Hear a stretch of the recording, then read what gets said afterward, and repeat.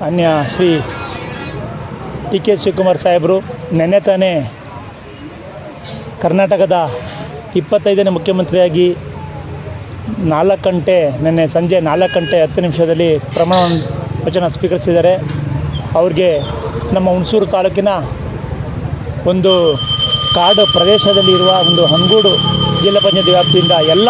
ನಮ್ಮ ರಾಜೇಶ್ವರ ಸ್ನೇಹ ಬಳಗದವರು ಹಾಗೂ ನಮ್ಮ ಮಂಜಣ್ಣವರ ಸ್ನೇಹಜೀವಿ ಮಂಜಣ್ಣವರ ಸ್ನೇಹಿತರ ಪರವಾಗಿ ಹಾಗೂ ನಮ್ಮ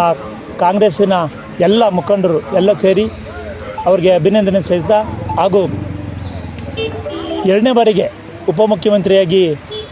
ಡಾಕ್ಟರ್ ಡಿ ಪರಮೇಶ್ವರ್ ಅವರು ಅವ್ರಿಗೂ ಸುಧಾ ನಿನ್ನೆ ಅಧಿಕಾರವನ್ನು ಕೊಟ್ಟು ಅವರು ಸುಧಾ ಪ್ರಮಾಣ ವಚನ ಸ್ವೀಕರಿಸಿದ್ದಾರೆ. ಅವ್ರಿಗೂ ಸುಧಾ ನಾವೆಲ್ಲ ಅಭಿನಂದನೆ ಸಲ್ಲಿಸ್ತಾ ಮೈಸೂರು ಜಿಲ್ಲೆಯಲ್ಲಿ ಡಿ ಕೆ ಶಿವಕುಮಾರ್ ಎಂಬ ಹೆಸರುವಾದ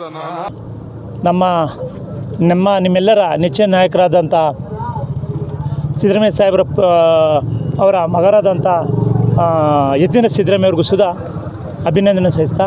ಹಾಗೂ ನಿನ್ನೆ ಕ್ಯಾಬಿನೆಟ್ ಅಲ್ಲಿ ಎಷ್ಟು ಜನ ಮಂತ್ರಿಗಳು ಅವರು ಪ್ರಮಾಣ ವಚನ ಸ್ವೀಕರಿಸಿದ್ದಾರೆ ಅವ್ರಿಗೂ ಸುಧಾ ಅಭಿನಂದನೆ ಸಲ್ಲಿಸ್ತಾ ನಿಮಗೆ ಗೊತ್ತಿರಬೇಕು 2023ರಲ್ಲಿ ಏನು ಕರ್ನಾಟಕದಲ್ಲಿ ಕಾಂಗ್ರೆಸ್ನ ಅಧಿಕಾರ ತರಬೇಕೋಸ್ಕರ ನಮ್ಮ ಸಿದ್ದರಾಮಯ್ಯ ಸಾಹೇಬರು ಹಾಗೂ ಕನಕಪುರ ಬಂಡೆ ಅಂತಲೇ ಹೆಸರಾದಂಥ ನಮ್ಮ ಡಿ ಕೆ ಶಿವಕುಮಾರ್ ಅವರು ಇಬ್ಬರು ಜೋಡೆತ್ತುಗೊಳ್ತಾರ ಅವರ ಏನು ರೈತರಿಗೆ ಸಂಬಂಧಪಟ್ಟಂಗೆ ಮಹಿಳೆಯರಿಗೆ ಸಂಬಂಧಪಟ್ಟಂಗೆ ಏನು ಯೋಜನೆಗಳನ್ನು ಮುಂದೆ ಚುನಾವಣೆಗೆ ಮುಂಚೆನೇ ಹಮ್ಮಿಕೊಂಡಿದ್ರು ಅದನ್ನು ಮಾಡೇ ಮಾಡ್ತೀವಿ ಅಂತ ಹೇಳಿ ಭರವಸೆ ಕೊಟ್ಟು ರೈತರಿಗೆ ಈ ಪಕ್ಷನ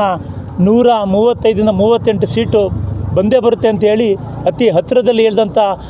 ನಮ್ಮ ಡಿ ಕೆ ಶಿವಕುಮಾರ್ ಸಾಹೇಬರು ನಿಮಗೆ ಗೊತ್ತು, ವಾಹಿನಿಯ ಮುಖಾಂತರ ನಾನು 135ರಿಂದ 38 ಬಂದೇ ಬರುತ್ತೆ ಅಂತ ಹೇಳಿದರು. ಅದೇ ರೀತಿ ತಂದರು. ಅದೇ ರೀತಿ ಇವತ್ತು ನುಡಿದಂತೆ ನಡೆದಂಥ ನಮ್ಮ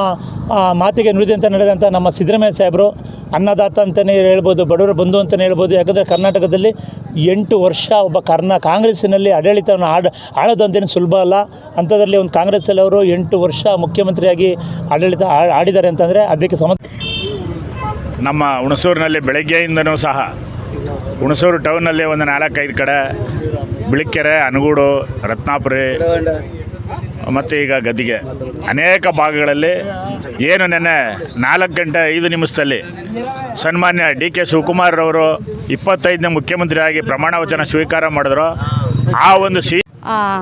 ಚಲ್ಲಳ್ಳಿ ಗ್ರಾಮದಲ್ಲಿ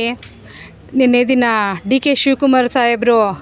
ಏನು ಪ್ರಮಾಣ ವಚನವನ್ನು ಮುಖ್ಯಮಂತ್ರಿಯಾಗಿ ಸ್ವೀಕಾರ ಮಾಡಿದರು. ಆ ಸಂದರ್ಭದಲ್ಲಿ ಈಗ ಚಲ್ಲಳ್ಳಿ ಗ್ರಾಮದ ಗ್ರಾಮ ದೇವತೆಯಾದ ಎಲ್ಲ ಪಕ್ಷ ಜಾತಿ ಜನಾಂಗಗಳನ್ನು ಒಳಗೊಂಡಂಗೆ ಎಲ್ಲರಿಗೂ ಸಹ ನಮ್ಮ ಕಾಂಗ್ರೆಸ್ ಸರ್ಕಾರದ 25ನೇ ಮುಖ್ಯಮಂತ್ರಿಯಾಗಿ ನಮ್ಮ ಡಿ